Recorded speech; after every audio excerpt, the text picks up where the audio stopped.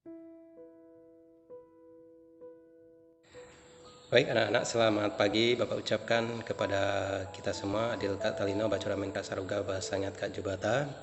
Pada hari ini Bapak ingin menyampaikan secara singkat materi khusus untuk anak-anak yang di kelas 8. Materinya nanti adalah materi di bab kedua. Anak-anak tolong nanti siapkan buku yang sudah Bapak bagikan kepada anak-anak yang ini ya.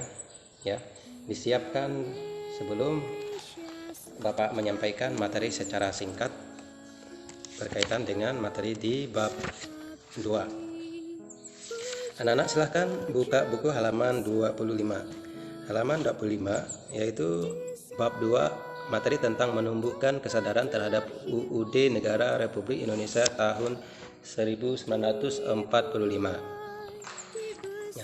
Sebelum Bapak menjelaskan materi tentang menumbuhkan kesadaran terhadap UUD Negara Republik Indonesia tahun 1945, perhatikan di halaman 25. Nah, di halaman 25 itu kalian bisa memperhatikan gambar Garuda Pancasila.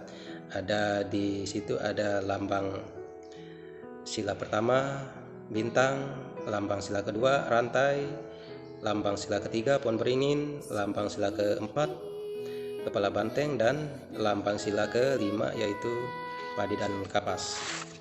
Anak-anak perhatikan di halaman 26.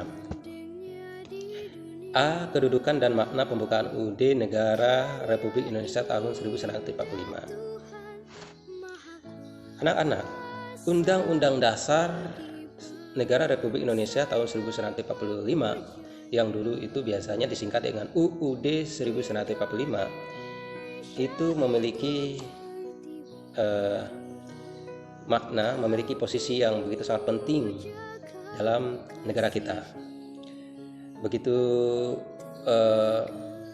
sangat pentingnya, maka UUD 1945 itu dibahas dari SD sampai di perguruan tinggi atau sampai di bangku kuliah. Anak-anak, UUD atau Undang-Undang Dasar itu biasanya disebut dengan konstitusi. Bapak ulangi lagi, biasa disebut dengan konstitusi. Apa itu konstitusi, anak-anak? Konstitusi itu adalah hukum dasar tertulis. Bapak ulangi lagi, konstitusi itu adalah hukum dasar tertulis. Di dalam dunia internasional itu konstitusi biasanya disebut dengan hukum dasar yang tertulis. Mengapa disebut hukum dasar tertulis?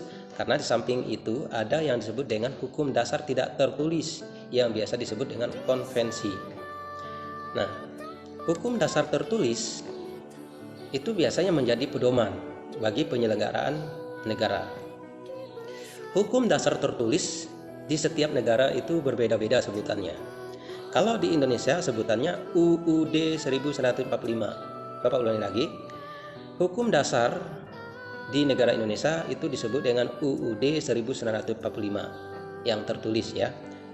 Nah, lalu yang tidak tertulis itu seperti apa?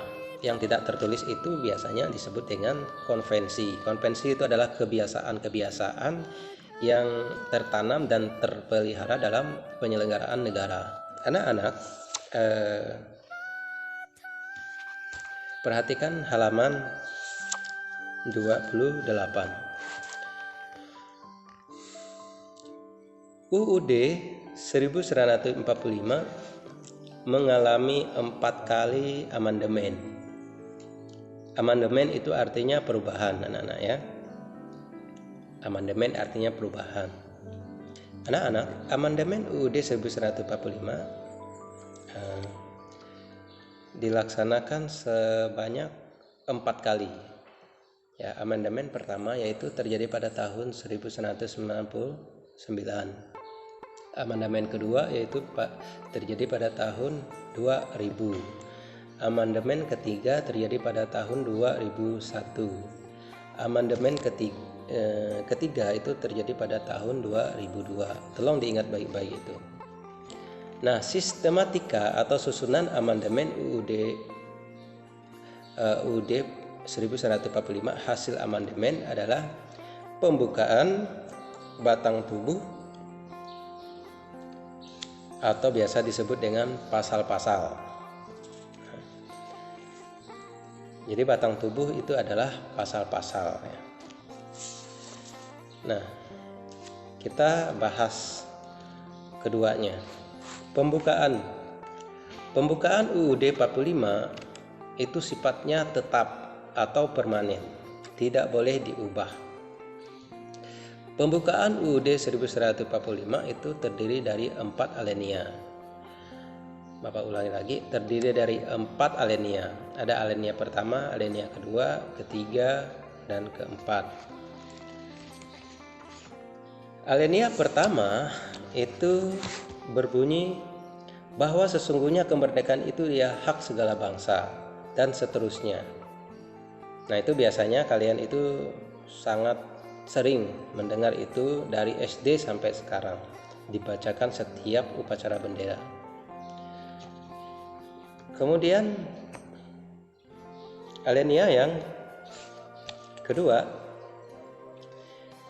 berbunyi, dan perjuangan pergerakan kemerdekaan Indonesia telah sampailah kepada saat yang berbahagia, dan sampai seterusnya.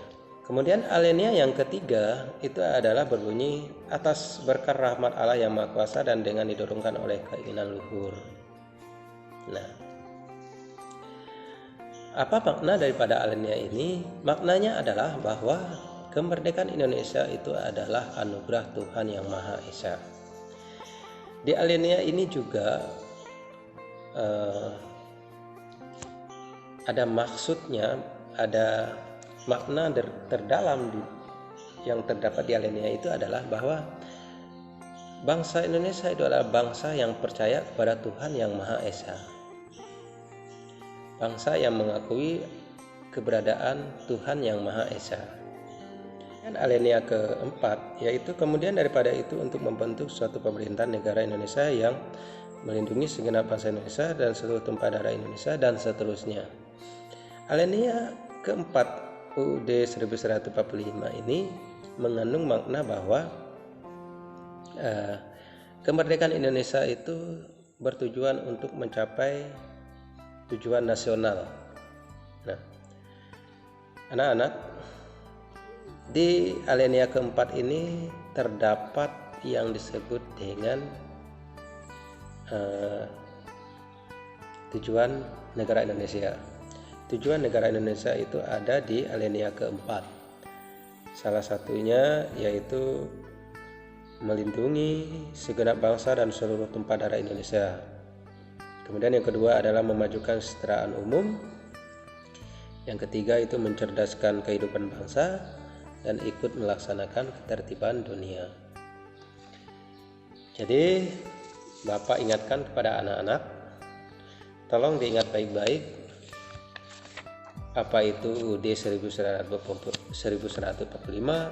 apa itu konstitusi, apa itu konvensi, kemudian makna alinea pembukaan UUD 1145 yang terdiri dari alinea 1, 2, 3, dan 4. Kemudian yang terakhir itu diingat sistematika atau susunan atau struktur UUD 1145 hasil amandemen atau hasil perubahan. Ada berapa strukturnya, diingat baik-baik itu, karena ini sangat penting untuk bekal kalian menghadapi ulangan umum. Bapak pikir cukup sampai di sini dulu penjelasan singkat Bapak tentang materi menumbuhkan kesadaran terhadap UUD Negara Republik Indonesia tahun 1145, bab 2, materi untuk peserta didik kelas 8. Demikian yang bisa Bapak jabarkan. Tetap jaga kesehatan, patuhi protokol kesehatan yang dianjurkan oleh pemerintah.